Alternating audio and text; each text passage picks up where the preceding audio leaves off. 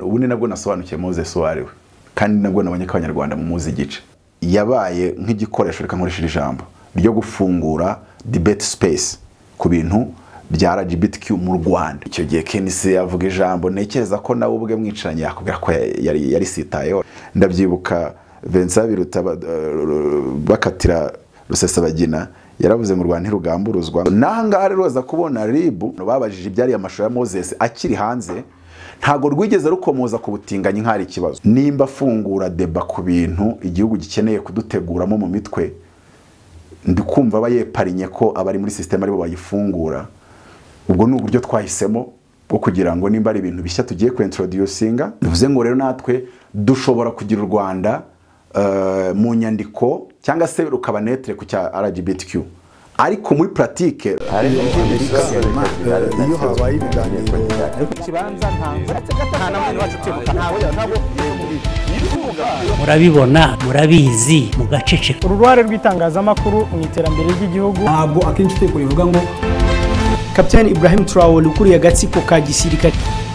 Turabasuhuje turabifuriza kugira ibihe byiza mwese abadukurikiye ari abari imbere mu Rwanda no hanze y'u Rwanda. Nkuko mubibona imbere yanyu turi kumwe na Apotre Mutabazi cyangwa se Mutabazi Kabarira Maurice. Apotre reka tugaruke kuri umunyamideli witwa Moses Turahirwa. Ejo bundi aherutse kuvuga ko u Rwanda ari cyo gihugu cyonyine kimwemerera kunywera urumogi nk'umuti mu mihanda no mu busitani bwo mu mujyi wa Kigali. No butumwa nyuje ku rubuga rwa Instagram agira ati u Rwanda nicyo gihugu ku isi na Afrika kinyemerera kunywa umuti w'itabi ry'urumogi ku mihanda no mu busitani bwa Kigali nta nkomyi. Iyo message ndagira ngo use nuyinsomera yose uko yakabaye nimba ari nebyiri uzinsomere zose kugeza hano yavuze uburyo ngo muri nyungu afite imirimo nibwo ndabasha kukubwira icyo nabibonye. Mu bundi butumwa uyu musore yavuze ko amaze imyaka 3 anywera urumogi muri Kwanda ntiyasobanura Kwanda hariho. Ati maze imyaka 3 anywera urumogi muri Kwanda akurikizaho ibendera ry'u Rwanda imbere y'iryo jambo ryitwa Kwanda. Ati mu buryo bwemewe kubera ikibazo cy'uburwayi budakira. Twahirwa uri Nairobi muri Kenya mu bikorwa by'imideli yasabye Perezida Paul Kagame kubabarira urubyiruko rufunzwe ruzira urumogi. Ati nyakubahwa Paul Kagame mbere yuko ntaha nsabiye ikigongo urubyiruko rufungiye mu nzu z'imbohe ikwanda bazira itabi ry'urumogi. Nanone yavuze ko itabi atari ikiyobyabwenge ahubwo ari igihingwa. Ati itabi ntabwo ari ikiyobyabwenge ryitwa itabi ni igihingwa nyarwanda ryera mu murima wanjye mu Dukubo Nyungwe ndeza ngasagurira n'amasoko nkuramo indodo zikora imyambaro y'umuyobozi w'u Rwanda. Moses Turahirwa yasabye abayobozi ko akaganja cyangwa urumogi katamuteranya nabo. Ati akaganja ntikaduteranye bayobozi. Aha hantu harimo ibintu byinshi byo kwanaliza ngiye ubundi nabwo nasobanukiye Moses wariwe kandi nabwo nabonye ko abanyarwanda mu muzi gice ntago tuzi rigakiniramo. Donc twe hari uko twamutekerezaga n'uburyo twamwumvaga ariko aho ngaho nabashe kubona ndavuga none ndagusobanukiwe. Ikintu cya mbere cya mu soki atrahi cyangwa se ikintu cya mu gambane bigatuma menya neza ari gukina ihe karita cyangwa se ari gucanga izihe karita ninde uri kuzimuha. Nicyo yavuze ngo ryera mu mirima yanjye. Moses afite imirima muri Nyungwe.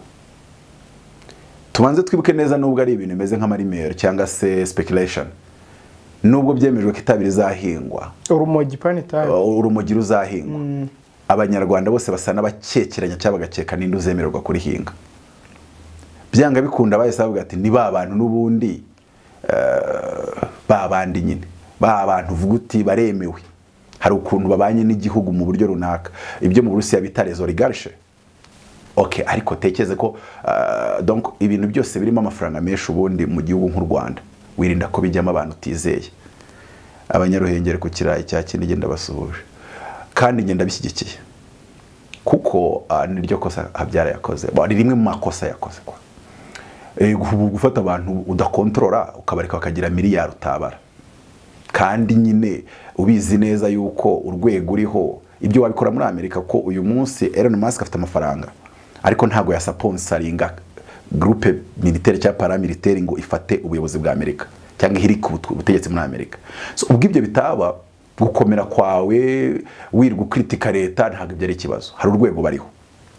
ariko nkatwe n'amateka dufite Rusesabagina hano RNC hano arya na RNC bakayumba hano FRN iraha Rusesabagina nawe ubwo habaye negociation yaragiye dufite buriya n'undi mwanzi ukomeye kurenza bose bateranyije witwa Hutu power ideology kuko iriya yo nimbi n'ikirimbuzi donc iragenda ikiinstara mu baturage bose so biba bimeze nkaho abaturage bose bari basa n'abaryamiye amajanja one day abayifite ndikuvuga abayifite abo bose bayifite iyo ugize ibyago bakaba benshi ukananirwa kugenda yibavoma cyangwa se ugenda unetraliza muri buci uyifungura uyidirwa biravuze ngo ntubuze igihe bazaguhindukirana ubona umeze nk'ubafite kandi bagutora cyangwa se bagera gute ariko umunsi umwe bashobora kuzabyuka babaye icyago ibyo ngibyo rero nkabivugira kuvuga ngo u Rwanda imyanzuro rugenda rufata itandukanye rushingira kuri realite yarwo turi peyanclave urabyibuka ko u Rwanda aricyo gihugu kijya kigira kizengurutswe n'ibihugu bine bivuze ngo nta hantu gikora ku mazi cyangwa se ku yindi extremity itari ikindi gihugu noneho hari igihe tujya tugira realite yuko igihugu kimwe aricyo cyo gisigaye cyonyine gifunguye imipaka ariyo Tanzania Uganda ari naho hantu hanangaje uburyo na cyagiye twari dufitanye ikibazo na Kikwete atafunze hari imipaka ya Tanzania manza Tanzania ifite imikorere yayo ku buryo niyo murakaranyije yirinda gufunga umupaka windi gakora ibindi kuko buri wese agira ibyo akora nuko abikora ibyo byose rero nabivuze ntangira kuvuga ngo u Rwanda realite yarwo ituma rugenda rufata imyanzuro itandukanye n'ibindi bihugu rimwe na rimwe ku buryo imyanzuro imwe bashobora no kwifata atari uko bayikunze cyane ari uko ariyo way of survival cyangwa se batashobora gufata riske yo kwiremera abanzi kuko basanzwe bafite abahagije reka mbyite gutyo so nko kuvuga ngo ni ibintu rero nagiye kuranda reba uriya musore ndasa n'ubikurikiranye muri essence uriya musore yarabanje reka mpere kuri ntuza ya mbere yumvikanye ngo Moses yegujwe muri motion abantu bitiranyaga motion na Moses ariko nge nkababwira nti iyo washoye igitekerezo washaka ushore n'ubumenyi washaka ushore na technique na tactique n'iki undagashora za miliyari nyiri company abari nyiri gushora amafaranga wowe ubusigaranyamo aga percentage kuno uzi kontra mwakoranye ntayo twabonye hani gihe yabaravuze ati wowe nzajya ngo asare ya miliyoni 3 ntiguhagije undatisha nzanda ubundi nande cyane 3 rwose mu Rwanda bazembwa ni baki bati niyo salary tukugeneye twibuke neza ko motion 2019 yasoze miliyoni 300 z'u Rwanda mu misoro gusa mu mwaka reba rero umuntu yasoze miliyoni 300 wibaze yungutsa ngahe hita wumva ko itari munsi ya miliyari kwa iyo societe mu mwaka yunguka miliyari cyangwa se kunguka miliyari uretse ko aho ngaho sinzi nimba bimeze bite ndumva yarigeze akora interview 2019 wango 2021 turashaka kuzaba dusora miliyoni 1.5 y'idolari mu mwaka nimba barabigezeho cyangwa batarabigezeho ntabwo bigeze bitangaza ariko icyo cyara kivuze anavuga nyine uburyo bakoze aho ngaho nkavuga ngo umuhungu winjiye Kigali 2012 agiye kwiga muri Eto Kicukiro bivuze ngo nta nubwo yinjiye atangira gukorera amafaranga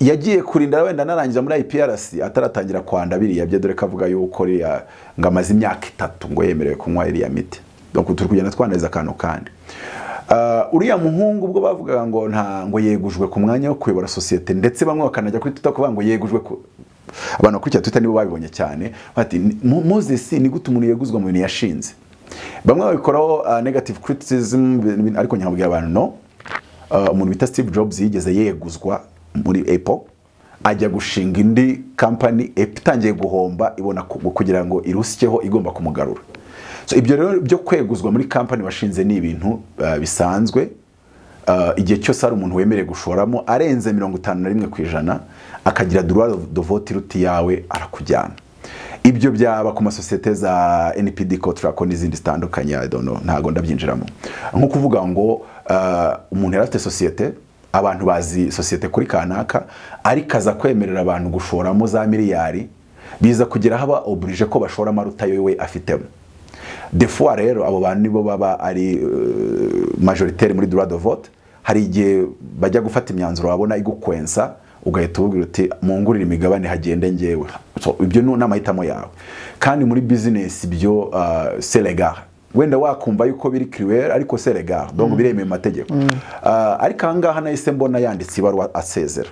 Ibaruwa mbona imeze nk'iyagamariye. Ndavuga ni ibi bintu nabyo ndabibonye.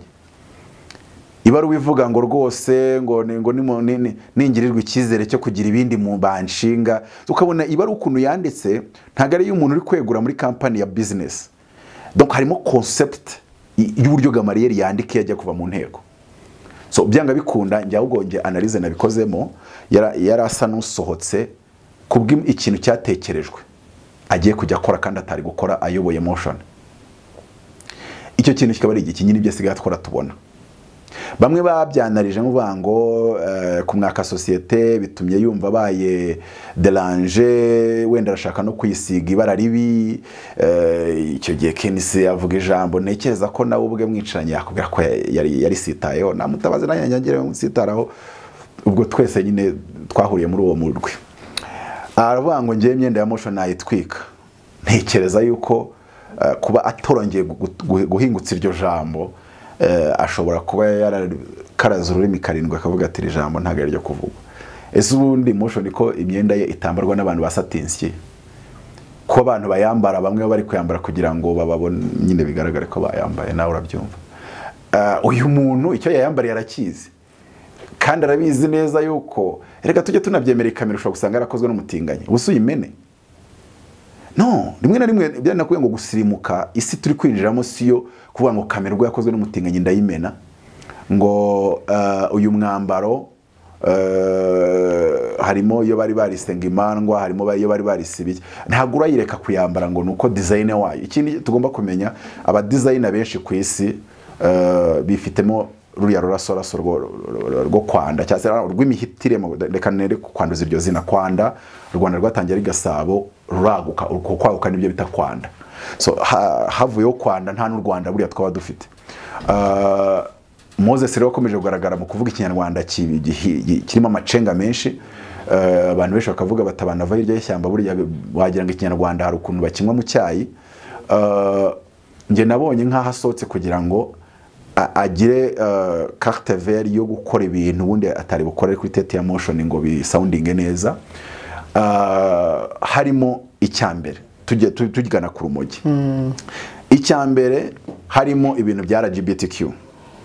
Ageze mu Butaliyani ubutinganyi ageze mu Butaliyani, video zirasohotse. Video zimaze gusohoka, abantu bamwe baravuga ati buriya wasanga agiye atazagaruka akabashaka gusiga ibara ribi motion. Ariko batungwe no kumubona ku kibuga cy'indege manza baranazanye indabo zo kumwakira. Ndumva barigeze babazaho inzego nimba ari ribusi nimba ntabyitiranyije zikavuga ziti nkaho zavuze ziti wenda gukora ubutinganyi turabyamaganye ntago ari ibintu, ahubwo bagaragaye bavuga ngo niyo byaba ari amahitamo y'uwo mudahuje igitsina umugabo ku mugore gusakaza amashusho y'urukozasoni ni icyaha. Iyi mvugo ikintu iba ihishe ni igiki? Ndababwira nk'urugero ya mvugo ya Jean Pierre Karine umuvugizi wa White House akavuga abantu barasha abantu mu kigo cy'amashuri. Uzi n'ukuntu Amerika ihita ivuga ngo we condemn terrorism, ibyo bikorwa ntago ari byo kwihanganirwa bagabigira birebire. Okay, naho wenda yahanwa ariko amagambo umunyapolitiki yakoresheje aba ari amagambo akomeye. Jean Pierre Karine avuze ngo if you fight the transgender they will fight back and you have their back. Yakabaye avuga ati ibyo ni ibikorwa by'urugomo ntago tuzabyihanganira, ahubwo ameze nk'aho agaragaje uyu muntu warasha abana nk'umuntu uri muri self defense kuko transgender babamereye nabi. So nahanga rero za kubona ribu cyangwa sinze urwego rw'umutekano babajije ibyari amashusho ya Moses akiri hanze ntago rwigeze rukomoza ku butinganyi nk'ari ikibazo, mu gihe Museveni we abamenyereye nabi uretse ko na Karine Jean Pierre nawe amumereye nabi baba barimo umwe yohereza undi yohereza. Jean Pierre Karine arimo yoherereza muri White House, nubwo ntazi nimba ko yitwa Jean Pierre Karine nawe yaba adafite mu transgender ruhagaze aho hantu. Akavuga ati Museveni na Uganda turabamera nabi. uretse ko iyo tugeze kuri iyo concept naho ngiye mpafite idea ntekereza ko ari turufu Museveni yakoze kugira ngo Muhoza azinjire ahantu hakubuye. Museveni akarwanya transgender akarwanya LGBT ku rwego rukabije, ariko Muhozi we ko sindumva Muhoza avuga kuri biriya bintu. Muhozi kandi tuzi ko akunda kuvuga ku bintu bimeze nk'aho biri controversial, akaza nawe making a point ze. Njye nari ntegereje ko Muhoza azaza avuga ati ngere sinemeranya na muzehe gutya na gutya. Njye mbona yuko umunsi Muhoza azaba agiye guteka ingova, njye byo mpamya yuko ubundi byakabe 2024 hafi aho, ntago bizategeza 2026, cyangwa se niyo byategereza 2026 akajya amatora na Museveni akaza amatora Muhoza akamutsinda. Ariko nawe muri abanyafrika namwe byo murabizi icyo bisobanuye. Akazaza Muhozi we avuga ati no, abantu babareka LGBTQ babarekere rights zanyu. Noneho Amerika ikisanga muri obligation yuko Kamala Harris atangira kumwakira kuri dina, akakira Muhozi ntiyakire se. Ariko akaba ari tekinike bakoze kugira ngo muzehe asohoke, ariko asohoke asigiye ikarita y'iturufu iryoshye nko ya gufungura umupaka w'u Rwanda bigakorwa na Muhozi, nabyo ni turufu kameme. So ayo maturufu abiri rero ntekereza yuko ari muri amwe cyangwa se make atandukanye, kubera ko urabona yuko Muhozi ashaka kwipozisiona nk'umuntu uzahangana na Bobi Wine cyangwa se Robert Kyagulanyi, kandi bagomba guhanganira urubyiruko kuko urubyiruko niyo rwishi muri Uganda. So agomba rero kugaragara nkaho ibyo bintu urubyiruko rwisangamo rukumva ari rights zabo. Nimba hari amategeko abangamira wenda urubyiruko kunywa inzoga y'umusaza yashyizeho, we mu gihe azaba ari kwiyamamaza akagaragaza yuko ibyo azabibarekera as your right. Nihuse cyane rero harimo ikintu cyo kuvuga ngo kuba umuyobozi yavuze ngo gukwirakwiza amashusho y'urukozasoni ni icyaha, bikweretse yuko icyo kindi nta mpamvu ubuyobozi bwafashe position yo kutakiremereza. Nubwo butabigize official, wanabaza abayobozi ko bati nta tegeko rihari mategeko tugenderaho rihana ubutinganyi, ariko abantu bazi by'amategeko nubwo ntari intyoza yabyo bavuga yuko ari igihe umuntu habari breshe mu mategeko hagakoreshwa ikimeze nk'amategeko rusange cyangwa se general practice. None iyo kibuze nibwo bakoresha jurisprudence, nkuko nabonye ngo kuri Prince Kid ngo bagiye kureba inyandiko z'abahanga pratique zo muri Canada no muri Belgique nimba n'ikindi gihugu kimwe ngo cy'uburyo bareba ubushake bw'umuntu ko bwari bwuzuye, donc yajya gukora kiriya gikorwa n'ibindi nk'ibyo ngibyo. Ndi gutanganisha vuba rero ngo nge nabonye ari ikintu umurongo u Rwanda dufite cyangwa se umurongo dukoreramo kandi mwiza nge nshima mu buryo runaka. Kenya abadepite n'abasenateri bajya muri mu nzu bakoreramo bagatangira gukora deba ku itegeko rya LGBTQ. Mu Uganda bakarikora, none abaturage bagafatira ku byavuzwe mu nteko bakatangira no gufungura debate space, not political space but debate space. Nimba hari ushaka kubyigaragambiriza akabikora, nimba ujya kuri kamera akavuga this is unacceptable akabikora. Ariko u Rwanda rwo rufite concept itandukanye. Ntago ruba rushaka ko umu official wa leta aza kuvuga ikintu abaturage bagatangira kugikritika ari wakivuze. Ari naho bita bihurana cya gitabo bari bavuze ngo ni gitabo ngo kizakoreshwa mahitamo yanjye, kiriho Ministeri y'Ubuzima iriho, hariho kashe yayo, plan iriho nayo yemerewe gukorera mu Rwanda. Ariko rebo ikitakanika bango hari akanama cyangwa se komite ishinzwe kwemeza ibitabo bikoreshwa mu mashuri, cyanditseho ko kizakoreshwa hagati y'imyaka 10 na 24. Ziriya projet usanga kenshi zagiyemo amamiliyari ku buryo bayakubwiye uhita nyine wishima mu bwonko mo gakeya, kuko rimwe na rimwe ari usanga amafaranga yavuzwe ngo yagiyemo wareba na yagiyemo realite ugasanga nawe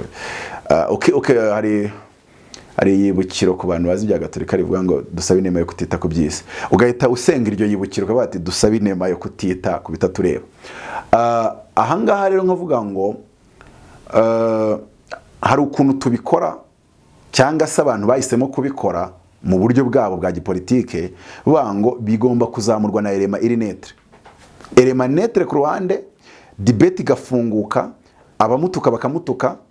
None ukibaza ngo ese ibi bintu ntibyari cyane cyane ngende gutekereza ko ikintu cyabibigishije cyangwa se bakuye hino inspiration ari ikintu cyo gusaba imbabazi ko abahutu n'urugero byazamuwe n'abantu barimo elema zimwe ziri muri leta, nubwo batabikoze mu buryo buri official, ariko byateye cyangwa se wenda umuntu wari ubihagarariye cyangwa bifite cyane muri we yahamagara abantu muri Serena bakaza ari benshi ndetse n'abayobozi bose bakaza nubwo buryo ikintu atari version officielle yo first lady yakijemo hari umuntu uzi gusoma isi ya politique ari cyo babyumvamo nubwo batakize version officielle ariko kanaka yaje ariko nanone mwongera bango politique bisobanuye iki bya bibazo nakubwiye dufite bituzengurutse bifite na ya ideology nakubwiye kirimbuzi uraza kubigerekamo guhangana na Jean Pierre Karine ajya zinduka koherereza donc nubango mfite ibibazo bimpagije sindagerekamo ikindi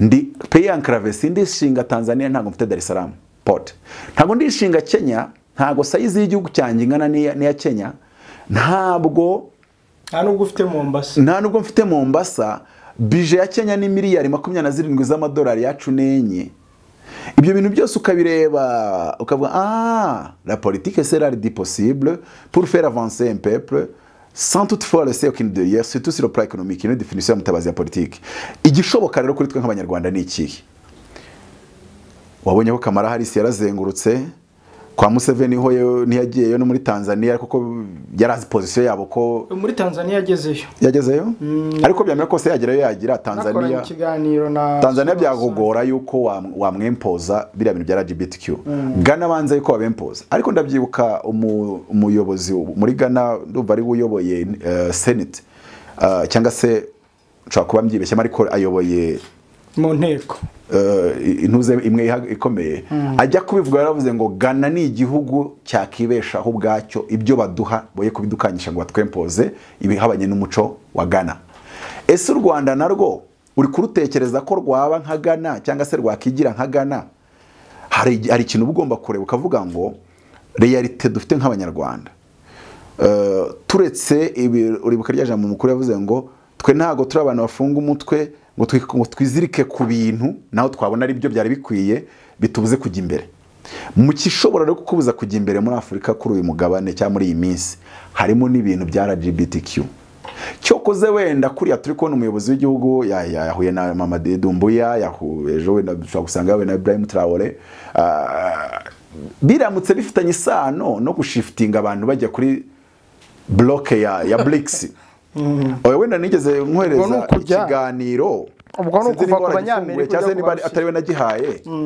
ibihugu bigira muri 20 bishaka kujya muri BRICS abantu batanabizi babanje kureba Russia ari na zipping urabona ko yagiye yabona donc kureba icyerekezo intambara iri bufate bavuga ati niba gukubita bakakwahagiza twigire nkaho tugeze tukumenya cyokoze economically turagufasha ariko nanone nitubona intambara urimo abanyamerika kuko urabona nka Putin yarwanye na NATO yose cyarimwe umuntu yohereje intwaro intambara z'uyu munsi ntago ari umubare w'abasirikare uretse ko n'uwohereje intwaro burya yohereza n'abazikoresha mu yandi magambo Putin ari kurwana na NATO yose nubwo iri kwiyitirira Ukraine ari nabyo nge ngunda kubwira nkabwira ngo ntago Kongo yakabaye yikaraga kiwewe ngaje hariya ngo Rwanda ngo RDF iri muri M23 shaka ibikoresho yisiki ubwo nyine urabuse ya RDF included muri ntago uvuga ngo nzatera igihugu nimba reba nkari ya Putin yavuga ngo ngiye gutera Amerika ngo kubera ko nzi neza yuko nturisi ntwaro ntibazohereza abana bivuze official ku maradiyo ariko yaravuze okay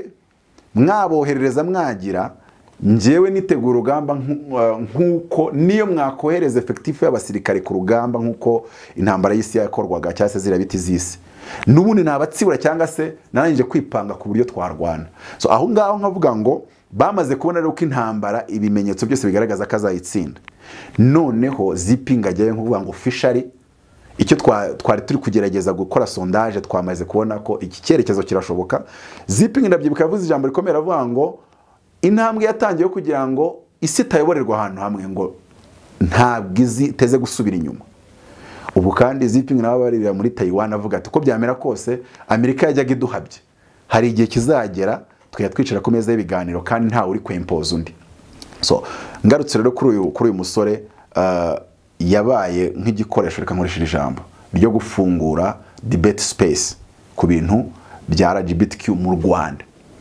ndetse nanavuga ngo kuko abo ba Kamara Harris bari kubikurikirana umunsi ku wundi mu Uganda babyanze ni igihugu gifatanye n'u Rwanda. U Rwanda rwo bafite yenuze. Hari umusore kandi umusitari byagaragaye bya trendinze bya kuri Twitter, igice kimwe kikabirwanya mu baturage, ikindi gice kikasa n'ikimushyigikira. Ariko nubwo abaturage bimeze bityo, position ya leta yo iri netre, cyangwa se position ya leta ntago bari kubirwanya. Muri politiki hari igihe ubisizemo nk'aka gap uzakoreramo negotiation. Ndabyibuka Vincent Biruta bakatira Rusesabagina yaravuze mu Rwanda ntirugamburuzwa ngo byaba ari ubwa mbere ngo aramutse anarekuwe. Umunyapolitiki uvuze ngo aramutse anarekuwe ngo hari amategeko byacamo, ubwo yari gutekereza ingingo y'9. Nuvuga ngo kubera ko twafunze Rusesabagina tuzi neza yuko Amerika izaza kumutwara kuko afite residence permit, service residence, banabikoze bazi neza ngo fenetre tuzabikoreramo. Muri politiki ubu ni ukukora kubikoze ubizi ko n'umunyamerika uri mu Burusiya bamutwara bakemera hari ntago bari pression wango Amerika ije gutwara umuntu mu Burusiya ntago yabashyiraho pression ko ishoboye kubashyiraho pression ariko bashyiraho pression ntibajye muri Ukraine. Ariko baraza bati murabizi ko twanditse brand ivuga ko nta muntu wacu uburane ujya muri gereza z'amahanga. Uyu mukobwa muramuduha twamukatiye imyaka 10. Noneho bakajya komeza ibiganiro. Ubu Amerika yemera kurekura umucuruzi w'intwaro, mu yandi magambo yishyura igiciro kiremereye cyane, ariko igera ku cyo agomba kugeraho. Angaro nkavuga ngo icyo cyarakozwe kiraba na kira gitabo n'utundi tuba twaragiye tuza nayo mafoto nagiye nkubwira investment uriya mu mama yakoze mu birunga uriya Ellen, abantu babizi barayizi. Wibuke arimo avuga ijambo muri Congress, muri Congress yaravuze ngo hari abambwiye ngo bampa imyanya, abo ngabo baca amazi. Atahubwa bantera kwibaza cyane, cyangwa se abantera abo sinzi ijambo yakoresheje ngo nabambwira ngo tuzinvestinga tutazi uzajyaho. Aravangitse dilemma. Abantu bazi dilemma ni ukubura amahitamo, kuba mu cyeragati. Icyeragati kivuga ngo iki? Hari abashaka kumvaho ariko bo n'abayobozi n'abastari bakagira ikindi bangenera. Ariko njewe abanteye kwibaza bananshyira muri dilemma ni umuntu uvuga ngo ko nshaka kwinvestinga miliyoni 300 kandi nkazinvestinga wowe Paul Kagame ari wowe uzayobora 2024 ndazishyiramo sinzishyiramo. None bigahita bibyara ikintu ngo se ninumvira abashaka b'imyanya bafite n'ibindi bagenza. Donc urabona yashatse kuba hari ngo ikivuzwe n'umushoramari hano tucyumva neza cyane. Kuko umunyapolitike we n'ubundi turabizanya Amerika suko mudukunda muri kure mundi muntu ngo waza kudusabota mu bintu bya presidence n'ibindi. So kubwanyi twahora dufite ibimeze nk'ibiri mu Burundi bunyoni. Donc abanyamerika banezezwa niyo buri gihugu gifite umwopoza kandi umeze nka Koni na Cyaguranye bateranyije mu Uganda bahora bagutesha umutwe n'ibindi nk'ibyo ngibyo. So noneho hakaba ikintu cyo ngo n'ubundi abanyapolitike turicara kumeza ibiganiro ibyo muduha mu biduha kubera ko bubona natwe ari cyo mudukeneyemo. Ubona ko ariko kuntu u Rwanda rwipositionye bivuga ngo tuzabana ku bwumvikane tuguha iki nawe uduha iki, udukeneye kuri iki natwe tware kuri iki. Ariko kati umwinvestiseri we aramutse ashatse kutaza nta table de négociation ushyiraho, nta Katari giza kukuhuza na Bill Gates. Bill Gates avuze ati ngewe nizi nzu nubatse ahangaha ndazigira ibi zimereho ibyatsi, wamubuza ute ko byakugora wenda uretse kuzifatwa ziprivatiza cyangwa se n'ibindi bijyanye n'itegeko. So ahangaha rero hakagaragara ngo u Rwanda ruha agaciro cyane umwinvestiseri, umushoramari. Ndabyibuka President Nano yari yagiye mu nama yo hanze manzi cyo gera ayoboye African Union aravuga ngo Africa the future of Africa is not in foreign aids but in investment. Bikagaragara ko n'umuntu ufite icyizere cye ushyira icyizere cye cyangwa se umuvinga abanje kureba aho ikirere n'umuyaga w'abashora mu Rwanda bari. Kandi muri iriya speech nubwo yabivuze mu mvugo izimije nabonyemo ko abashoramari bashaka ko ahaguma. Noneho ikibazo abashoramari bashaka ko ahaguma, abanyarwanda bashaka ahaguma, abanyapolitike bagashaka ko agenda. Oya, abanyarwanda bashaka ahaguma, abashoramari bo hanze bashaka ahaguma kugira ngo babe erega bari tubwizanye ukuri kandi tubanyakuri. Nanjye ndi umushoramari wo hanze sinakizera ko avuyeho ntandi mahitamo yateguwe neza bikaba ari nyine kuri pressure. Sinakizera ko umutekano nari nsanzwe shora mu gihugu akarimara imyaka 20 nta ntambara ibaye. Sinakizera yuko namara kugenda. None se Gorbachev amaze kwangiza ibintu byo mu Burusiya, Uburusiya bwahindutse bute? Hari abantu rimwe na rimwe babona ibintu bihari bakagira ngo hari byahaguma ushyizeho uwari we wese. hari umusazi cyangwa se umwiresponsable washyiraho wa muntu we yigeze gukoresha muri vuga ngo muri iyi si ngiyo wigize indangare urapfa literally. Dushobora no gushyiraho indangare kubera ko abazungu babishatse bikamera nka Ukraine yashyizeho umukinnyi w'amakomedi, bikamera nk'ibyo bari bagiye kuzana umukinnyi wa filime imwe nako yamwitiriwe. Ibi byose abanyamerika babifitemo inyungu, ariko abanyafurika bagomba kwiga ngo twinyungu zacu ziri hehe. So rero ngiye kuri twari tukiri kuri Moses wari ushifting. Nari mvuye kuri iki cyo kuvuga ngo yafunguye debate ya LGBTQ kugira ngo idafungurwa n'undi muntu wo muri system imbere. Ariko nanone bikore sondage muri opinion publique. Ikindi binategura ubwonko. Nge ntabwo nabyita sondage. Mu Rwanda ntabwo bakora sondage nyinshi. Sondage navuga ko bayikoraga kuri kiriya cyo gusaba imbabazi z'abahutu. Ariko ibindi byo ni gutegura imitwe. Gusa n'abategura ubwonko bwawe.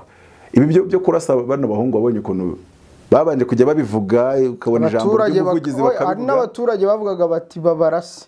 Bari ba Moses. Sinabwiye ko se Moses kumenya shiftinza ava ku buyobozi bwa motion ngo hari umuntu uba uri muri public nta kintu ashinzwe, ariko utapfa guhubukira kuvuga ko icyo avuze kije gutyo gusa.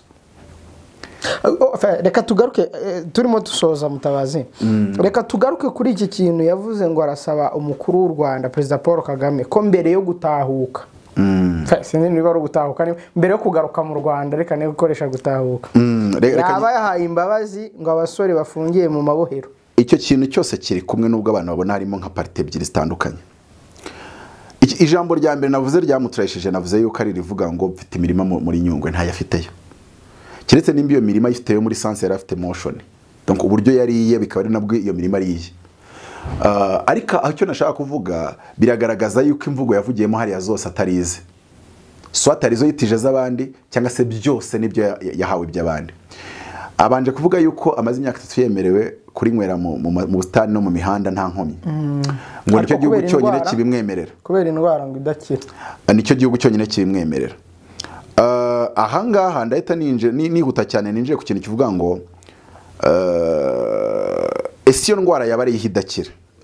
Nkuko twabonye ko yavuze imirimo adafite, ashobora no kuvuza indwara adafite, ari kuvuga story y'abandi. Umuhanzi araza akaririmba ko sheri we yamwanze kandi afite n'umugore babana, bivuze ngo afite imvugo akaraga ukabona irimo ubuvanganzo kurenza uko wavuga ngo ni igitekerezo cye cyangwa se ubuzima bwe ari kuvuga.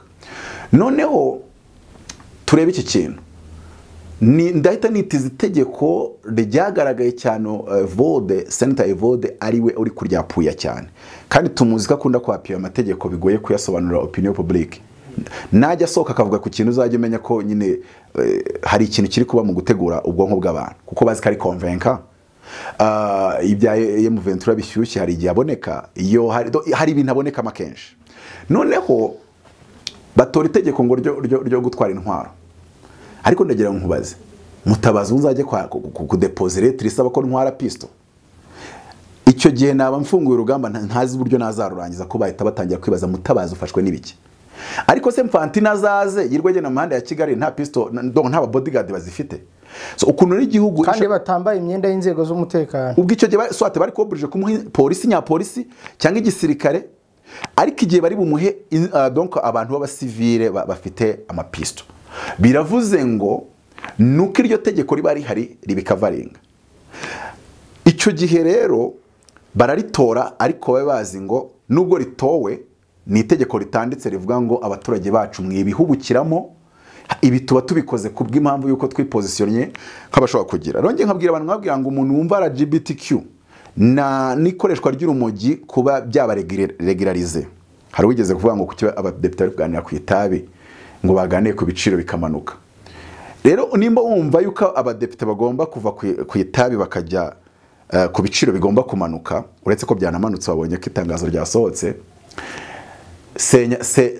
senya convention wabikora ko bayitaha hari ijambo ryavuzwe twese twibuka. Nimba ari utasenya convention ikayarubatswe kugira ngo Infantina akaba ari buze yemererwa kugendana n'abahungu bafite itakuri ukuguru kw'inkoko inyuma y'ikote cyangwa se imbere nyine. Menya neza yuko u Rwanda riri gushaka kuzamura standard zarwo ku rwego rw'ibihugu bigezweho ku isi, kandi rukagenda rukora amategeko yarwo ku buryo wa muntu erega bari abantu iyo bajya kuza mu bihugu no kwemera ko inama zijyayo barabanza bagasoma. Urugero, u Rwanda rutemera LGBTQ rwari prononceje nka Uganda, Infantino ntiyaza. Bagiye Qatar kubera ko Qatar ishobora gukora lobbying ya miliyari z'amadolari. Buryo washoye miliyari 200 mu gutegura ikisi gisanzwe gitegurwa miliyari 15, 14 n'icumi. Hita utekereza urabizi ko ibyo byavuzwe ngo haba haratanzwe angahe kugira ngo bakore lobbying. So uyu muntu rero ufite urwo rwego, ufite OPEC, uri muri OPEC, kandi Arabia Saudite imeze nkaho igiye n'inyerera icika Amerika muri OPEC, bakavuga ati rero nimba Amerika iducitse ikindi gihugu kiri major player muri OPEC ni Qatar. So bagomba kwiyegereza Qatar cyane kubera ko babona hari indere misani ishaka guponyoka. So ahangaha uko bango bo babasha gukora lobby Infantino cyangwa se ku Bedimonde ikajyayo bafite amategeko atemera ibintu bya LGBTQ. Ariko u Rwanda rukoze ikosa n'ingere kagera ngite ikosa rukumvira abaturage nyine bavuga ngibyo si iby'i Rwanda ng'iby'umuco. Umuco se shahu ubu muco babuzahembe igisirikare, uwo muco wajya kwishyura igisirikare. Okay, biroroshye. Banza urebe icyo dukura muri izo nama zo hanze through investment, ariko ziyo miryango n'ibyo bigo binini. Ariko hari n'abandi be investor basanzwe, uwo ngo wemvestije muri mu Kinigi yahitagarika investment ye.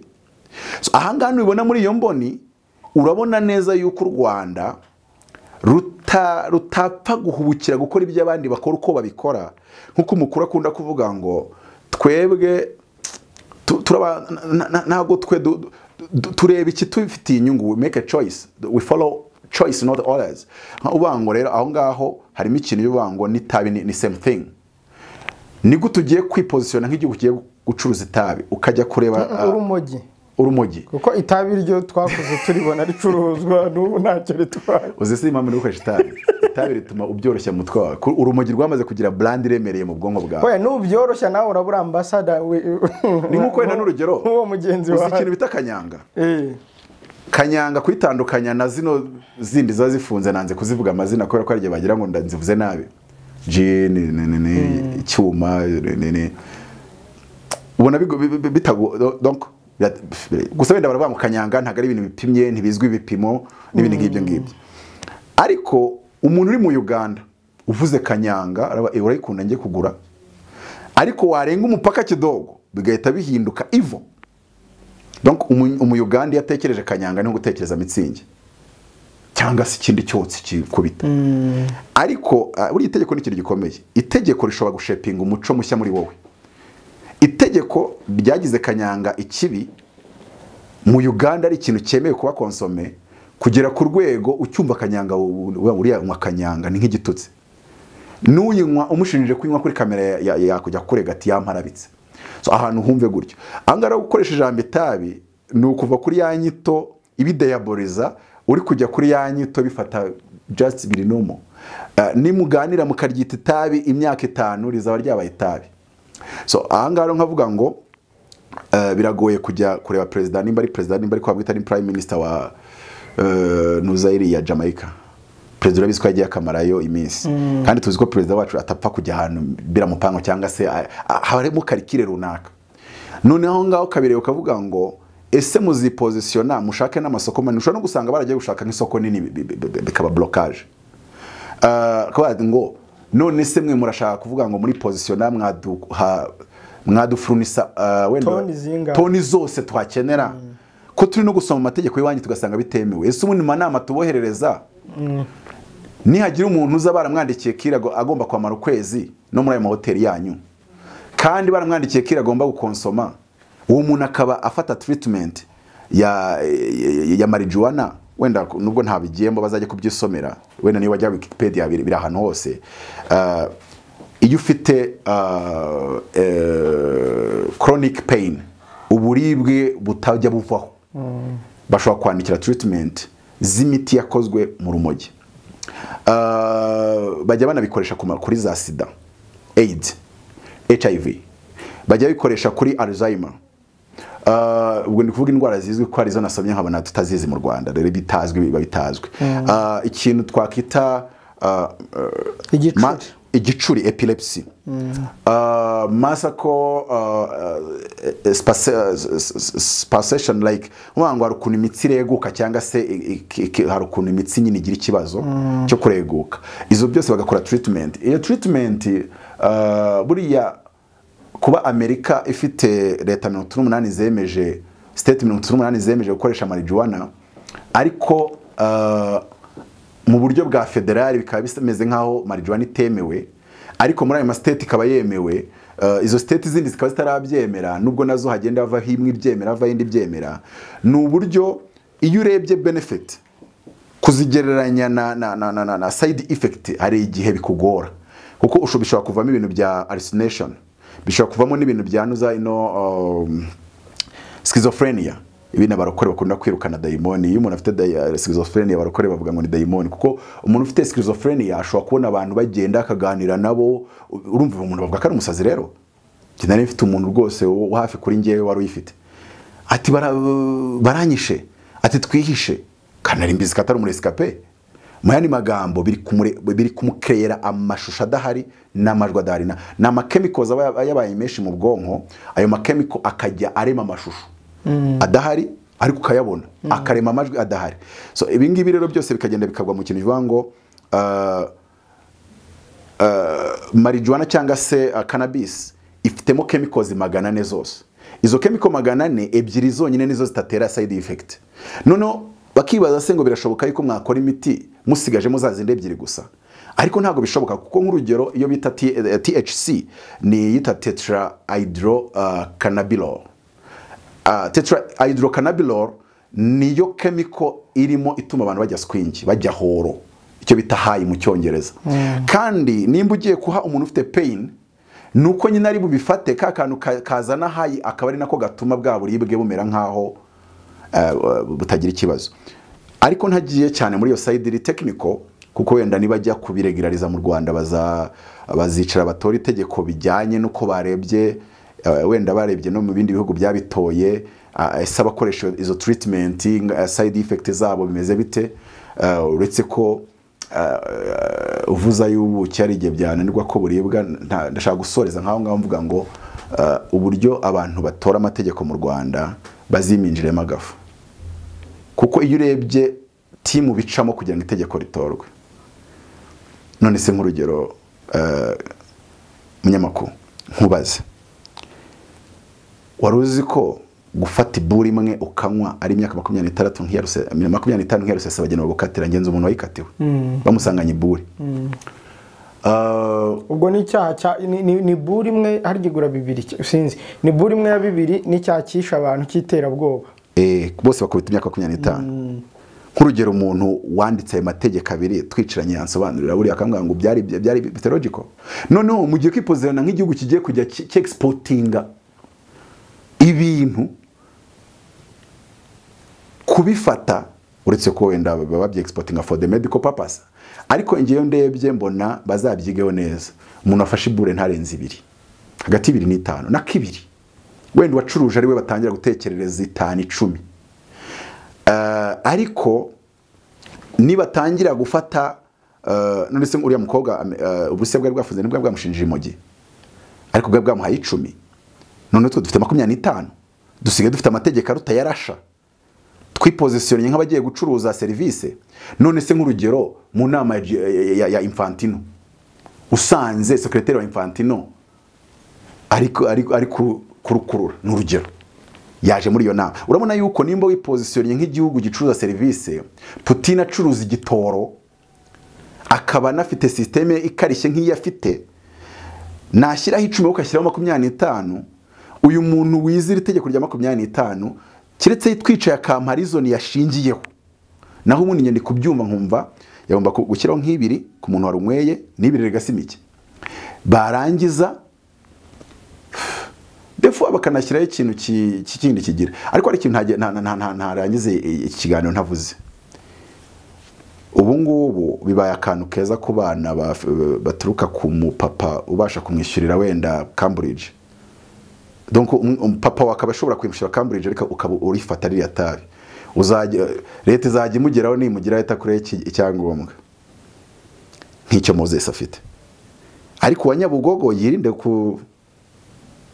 kwigana kuko intuza yiganye intuza guca mu ntabire bakubita nk'izakabwana nubwo bitakabaye imyaka 25 ariko niba niyibiri bazayigukubita nge mbona nk'urugero umuntu bamufashe ariko ari gufata ririya tabi atari ku mpamvu za muganga nta n'icyangombwa cya muganga dore ko ntago kuri centre de santé na one stop center bandika ririya tabi abavurwa nyine nabo baganga bakomakomeye nibo bashobora kubaza bafite license yo gutanga iriya prescription I don't know kuko buri hari nk'urugero hari madame bigeze kumwandikira guca muri MRI agezaho ajya kwiciramo bamubaza umudokiteri wayimwandikiye mwani magambo kuri hopitali ngo niba bavuga ngo umugeneraliste ngo ntago yemerewe kuyandika sinzi ukuntu babyita ariko nimba hari umu specialiste yandika donc hari prescription umudokiteri runaka yakwandikira wayigeza ugati ntago yemerewe kwandikira iki kintu bivuze rero ngo abaganga bemerewe kwandika iriya ordonnance bazabagira bake bazanabagire bake kuko babigize nk'ibya noteri privé hanze aha hari igihe washiduka na wa undi wa Nyabugogo nutwara moto akweretse icyangombwa ariko nk'uko icyangombwa cyo gutwara pisto kidafite buri wese kandi itegeko ritowe tube realistic na kira cyangombwa batazapfa kugiha wa mwana ufite bwa bushomeri butumwa mu itabi ya tabi yarinywa akajya kwiba polisi nayo ikamubwira iti nakubonye ujya kutwereka aho wabizi dushatse twasoreza aho ngaho kuko nge de banjye yarishatse kuvuga ngo bibaye byiza ko nta mwana ufite iwabo za miliyari wari uzagirira u Rwanda akamaro uzongera ku erega buriya bisangaga bahindutse nk'igihugu kiviolating amategeko umwana baramufashe ntibari mu 25 nk'iya mwene ngofero kubera ko yize Harvard ariko bamusanganye bure hari igihe bahitaga babiviringurira iwawa ariko byibuza nge mashaka kuyango nubona ibintu bitari pratique bishakira itegeko donc usigemo room yo kugira ngo ubiviringure buriya politique nukikorwa donc nkuko hariho ziriya mbabazi za president baviringuriyemo umuntu akagenda ariko bigaragara ko biciye mu mategeko buriya buri gihugu cyose yagifite donc ahantu ho kunyura igihe hari inyungu mu bifitemo nko muri sanse nanishatse kuvuga gutya ndabyibuka sinzi ari bibiri kangaye hariho ministri w'ubuzima wari ufite amafarumasi menshi akaba n'umufarumasi agiye gutora itegeko rya farumasi aravuga ngo ntago farumasi yemerewe guha umuntu imiti ngo utaha ordonnance na muganga ngo keretse ngo farumasi ngo kuba yayimuha kugira ngo yirinde ingaruka zishobora kuba zaba kubera ko yaba agiye kuremba ibyo byahise bifungura imiryango y'uko farumasi muri sales bakora ushobora gusanga nimba yacuruje miliyoni ku munsi reka dukore estimation ugasanga abari bafite ordonnance ntibarenze 100 bya 900 byose nawe wabyumvije aho harimo risk kubera ko birangira abantu bafashe imiti rimwe na rimwe ko uraza ukabwira nuza ngo ni ngwaye gutya cyangwa se nashaka tunini twitwa gutya urumva ko ntago babanza gupimwa bashobora kumuha imiti itajyanye n'uburwayi afite bikazarangira none adevelopye uburwayi buruta cyangwa se uburwayi bakazajya kumuha ya miti basanga yayirenze kubera ko bayitreatinze nabi aha ngaha rero nari nshatse kugaragariza uburyo hari itegeko bakora ari nka breshe yo kuba ushobora kurinyuramo kugira ngo ukore iki niki donc icyo gihe buri gihe umufarmasien ugenda wijyanye wenda ufite akantu kagaseseme ukamwaka ibinini nakabigwa ariko buriya abaciye mu itegeko rivuga yuko ngo ngurembye ari kugira ngo uzanzamuke ubone kujya kwisuzumisha none ugasanga iyi breshe basizemo nge nemeza ko icyo gihe bayisizemo babishaka kandi n'ubu mbivuze ari igihe abafarumasi bandeba nabi ariko ntimundebe nabi wangu kuba mutabaza bivuze ntago babihindura n'ubundi bakomeza mucuruza imiti mwindeba nabi n'ubu nari mubonye ariko ndeba na mu farumasi noneho ariko harimo ingaruka kiretse nimba wenda abadokiteri barice bakabyiga bakabona ibyo bintu bitazangiza sector y'ubuzima cyangwa se ubuzima bw'abantu muri rusange na hariya rero tuzagira ikintu cyo vuga ngo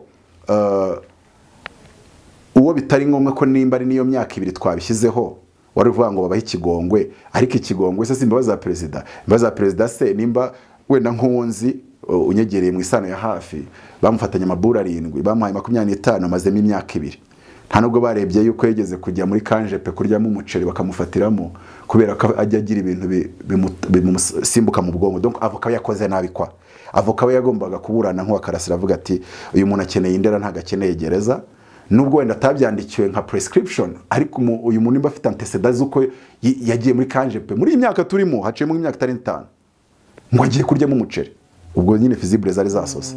So urumva nimba bafata umuntu visible zasose bakamukatira 25 wenda ko avoka yaburanye nabi, ariko amaze kumaramo 2 imbabazi za president yusohotse ukongera gufatirwa mu cyanka cya kindi wari wakoze ya 23 isubiraho. None se urumva aka kantu rero ngiye nkakabona nko kuvuga ngo nakagira ngo babashoramari nimba yavuze ko afite imirima muri Nyungwe, urumva ko afite naho aho agemura hahandi agemura bashobora kuba baramubwiye bati ariko igihugu cyanyu kitemerera itabi gifite amategeko arirwanya ko bitari etike yuko aricyo kiricuruza.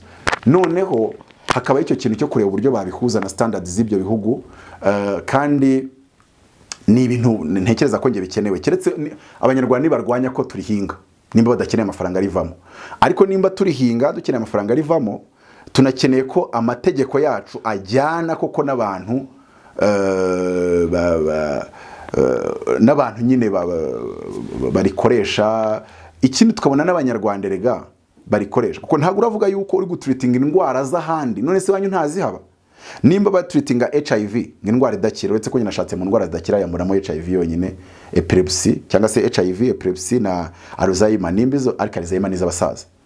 Ese umuze afite Alzheimer tuyikore kuri liste yiza, ariko siho ngombwa kuko twabonye imvugo yavugiyemo kashobora no kuba ari ibiti bitazirano nk'umurima afite muri Nyungwe. Donc sinzi nimba ufite ariko ntaho nabonye, cyangwa se ndikumva mu nyirabwenge yanjye bitaza aha ngaho. Rero nkavuga ngo icyambere ni byiza kuko abize Cambridge bose uzajya asanganwa itabi azajya asanganwa na ordonnance bidufashe, kuko nabonye Afrika ariko sikora n'umuntu tujye kuvuga kuri education nzabikubwira.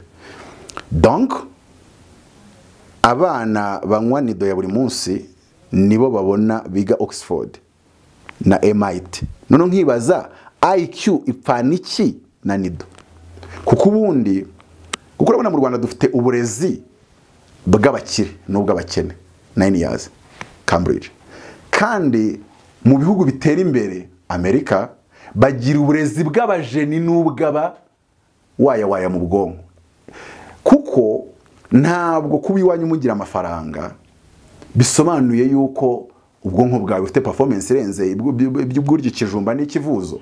Mu by'ukuri abona nishatse nko sanuganisha avuga ngo none ubwo twashoye muri education ya karite tukayishyira muri bana banywa nido. Abo bana banywa nido ariko bajya bafata education ari gihe bagaruka n'iryo tabi barifata bitewe na state yararimo, urumva ko ari state 38 zimwemerera kurifata. None nagera mu Rwanda akarakomeza karifata. None numufata uri polisi numurekura kura baye nk'igihugu kidakurikiza amategeko.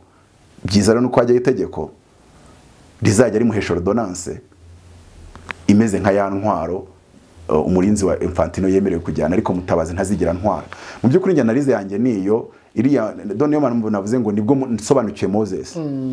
Griga kinira muri yo tumukeka muri ntagari zimwe. Ikindi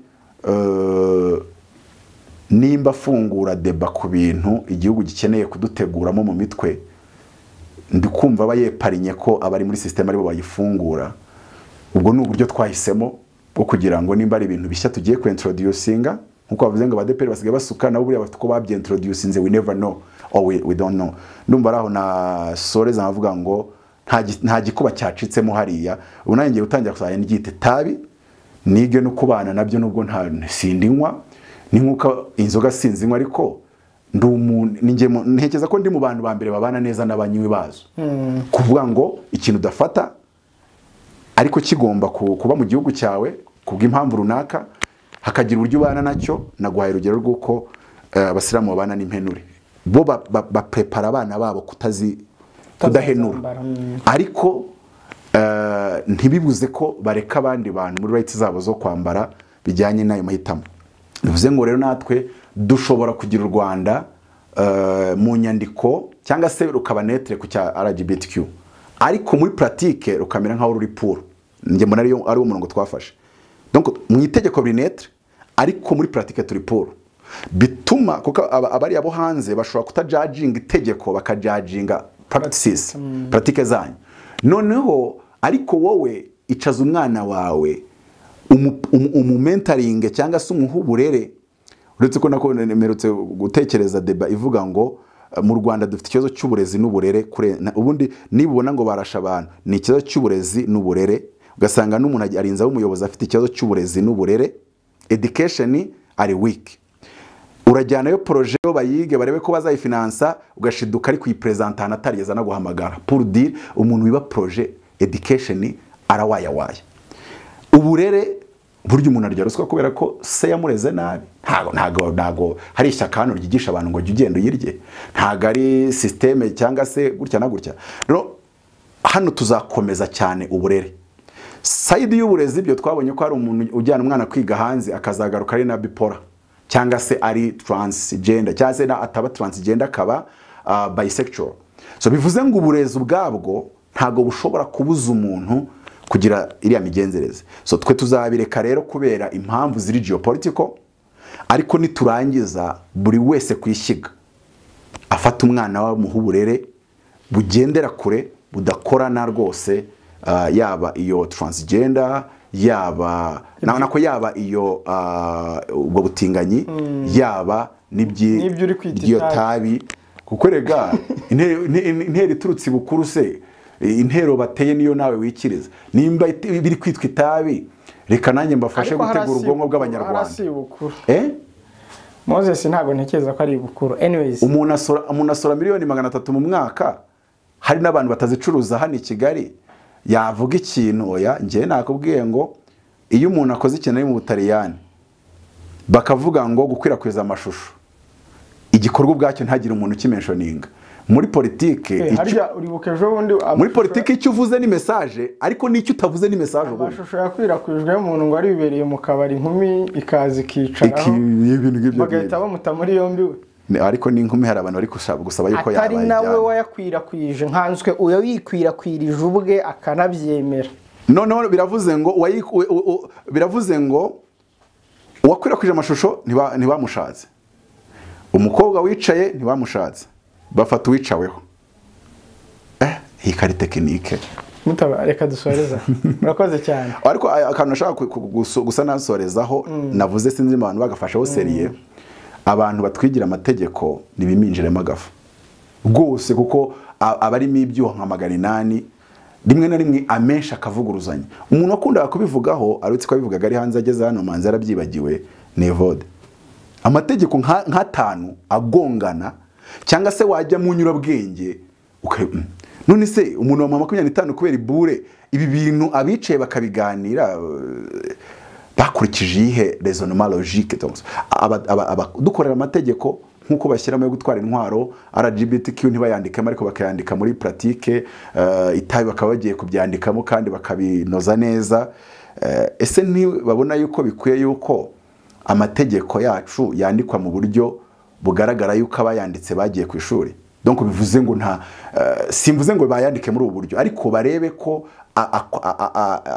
ajyana cyangwa se atavuguruzanya n'ayandi cyangwa se atavuguruzanya na filozofi rwande atavuguruzanya na pratique rwande kuko iri tegeko nirivuga gutya rikavuga ngo ku myaka 16 ngo ubushobora gukorera amafaranga hari n'abantu bafite salary za miliyoni bafite imyaka 16 abanyarwanda batabizi sanga umuntu rwose afite salary ya 1 million afite kuko mwitegeko biremeye ko akorera amafaranga none arikorera 1 million kuri 16 ngo 18 nibwo abakuze nibwo yemera kugwa inzoga none babyimuye babishyize kuri 21 nibwo yemeye gushaka donc ukabona ibi bintu nta kuntu byahabwa umujyi umwe ku buryo ibintu nk'ibyo ngibyo so ntago mvuze ngo deba ndayikoze ndayirangije ahubwo ni uvuga ngo hari umuntu tugiye twicara tuvuga ku mategeko tuvuga nk'amategeko ijana yose tubona harimo ibyo kurevisinga turongera tunareba tuvuga ngo niyo mpamvu amategeko asohoka nyuma y'amezi 3 agasohoka umushinga wo kuyarevisinga so ibyo byose bikagenda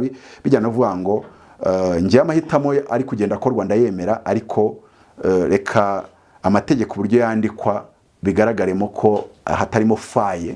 Apotre reka dusoreza ariho nahereye mvuga ngo abandika amategeko biminjiremo agafu. Murakoze cyane. Murakoze. iyo habaye ibiganiro ikibanza nta namwe wacu tuyoboka ntabwo murabibona murabizi mugaceceka. Uruhare rw'itangazamakuru mu iterambere ry'igihugu ntabwo akenshi iteko rivuga ngo Kapiteni Ibrahim Traore ukuriye agatsiko ka gisirikare